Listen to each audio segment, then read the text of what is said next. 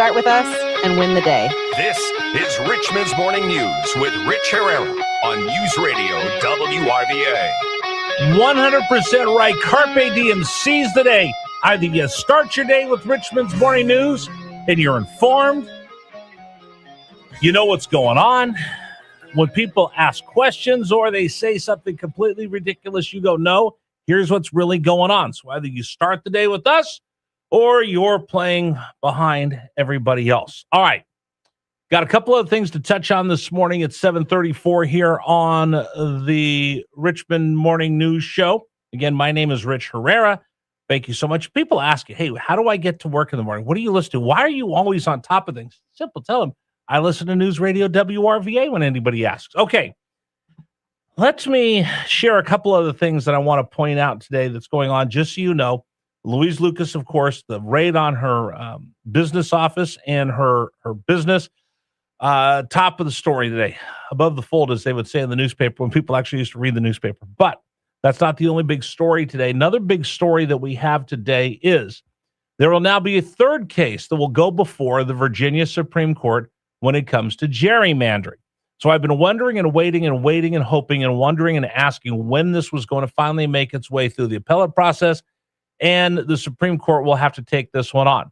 So I just want to update everybody on where we are with gerrymandering. We have about 3 weeks until people need to get their paperwork in and get signed up for the primaries. Remember, primaries have been moved back to August, but we have 45 days of early voting in the Commonwealth of Virginia, which means candidates have to get their signatures in order to qualify to get onto the ballot. Now, I was talking with a lawmaker yesterday about this. I was talking with somebody yesterday about this, and this whole thing is nothing but chaos. The entire gerrymandering that's been engineered by Louise Lucas, so she still stays in the headlines. Because let me make sure you understand this. The reason why we have this whole gerrymandering chaos in the Commonwealth of Virginia is in large part due to Louise Lucas. Let me backtrack for you.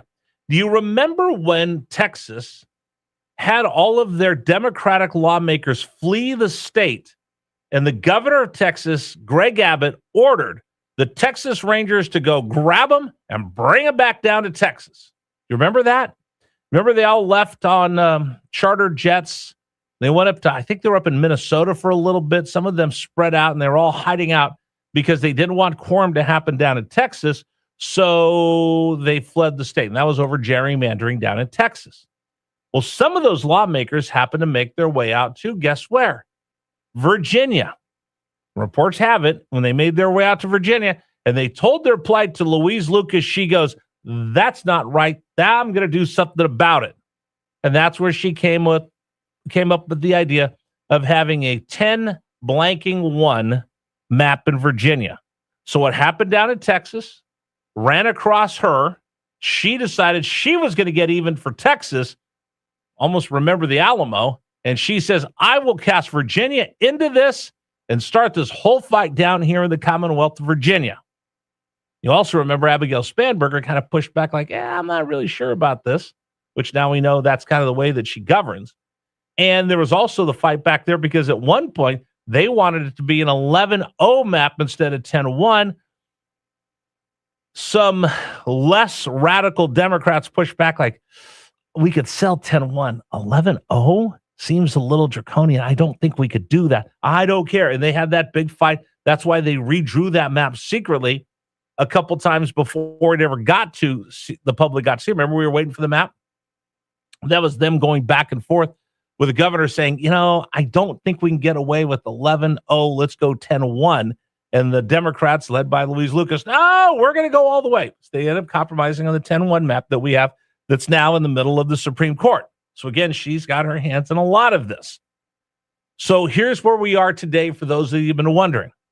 There's 3 court cases. I'm going to spell them out for you. There's Tazewell 1 that we've been talking about. That's the one where I went down to the Supreme Court and heard the arguments.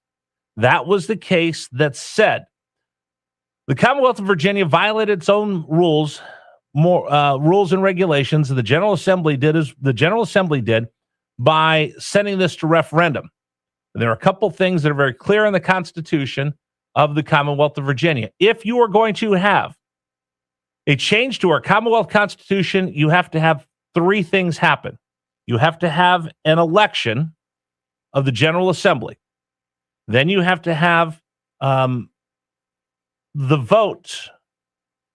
And then you have to have another General Assembly election. And I think, let me make sure I got this right. You have to have, I'm sorry, back that up. You have to have the vote. That's right. You have to have the vote on the referendum. I got it backwards. You have to have the vote on the referendum. Then you have a General Assembly vote, and then you have the referendum again. That's what it is. You have to pass the referendum in the General Assembly. Then we need to have an election, and then you do it again. The argument is we had already begun voting for 45 days, and 1 million votes were cast when they ran the referendum through and approved it in the General Assembly.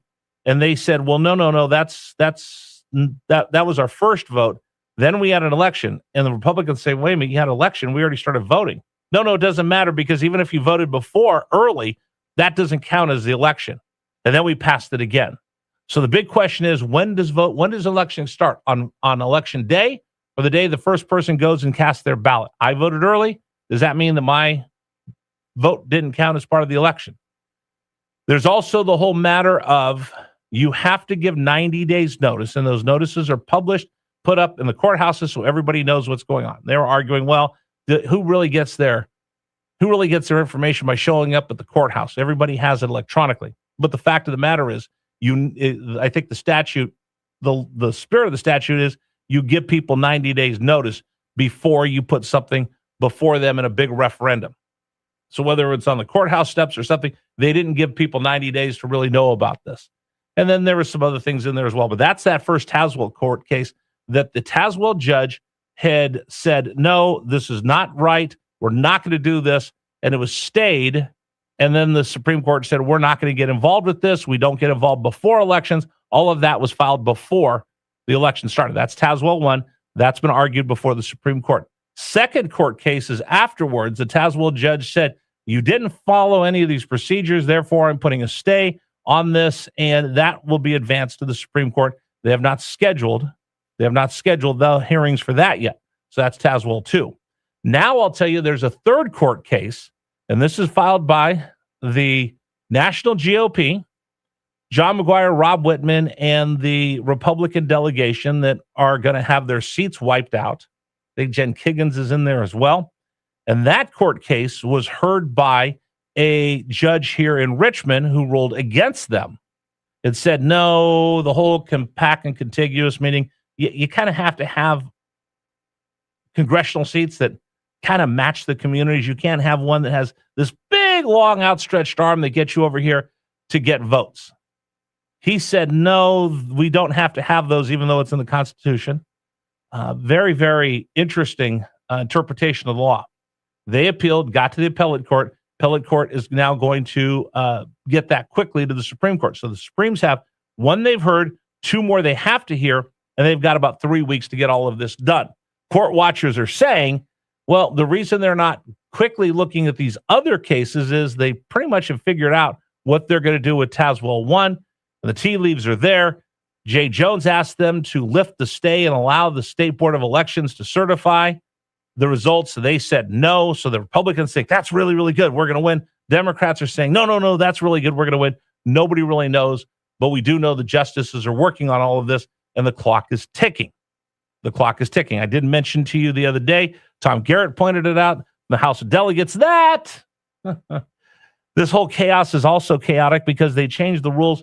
So when people running for Congress like Dan Helmer need to go out and get votes or signatures on his petition to get in the ballot to run for Congress, normally you have to do it within your district, but because the Democrats have created this chaos, now you could just go out and get signatures from anybody who lives in the state of Virginia, and they don't have to be in your district, and you could use that to file. So this whole thing is just absolutely chaos. But I wanted to point out to you, Supreme Court will now hear the third case.